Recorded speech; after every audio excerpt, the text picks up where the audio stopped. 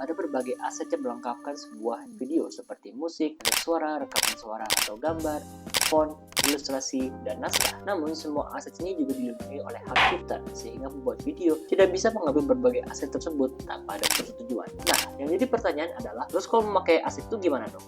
Justru itu ada yang namanya lisensi. Lisensi itu diibaratkan izin dari pembuat aset tersebut.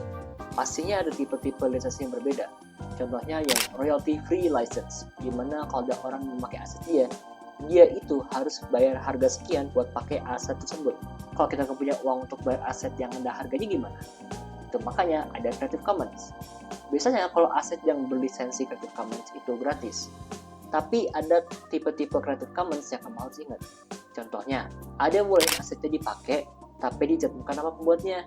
Ada juga yang boleh asetnya dipakai, tapi tidak boleh dimodifikasi.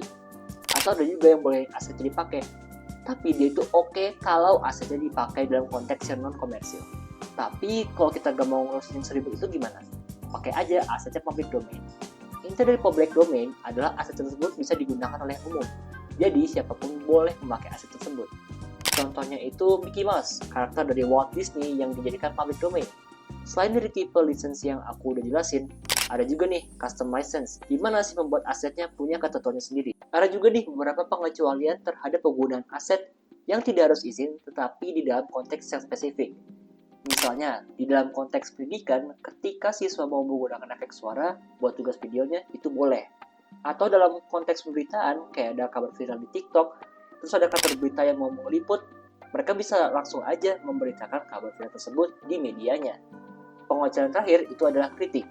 Jadi ketika orang membuat sebuah ulasan tentang film, itu boleh menggunakan adegan dari film dalam konteks untuk mengkritik. Pastinya dengan berbagai lisensi, ada juga regulasi tertentu untuk pembuatan video. Setiap negara mempunyai hukum.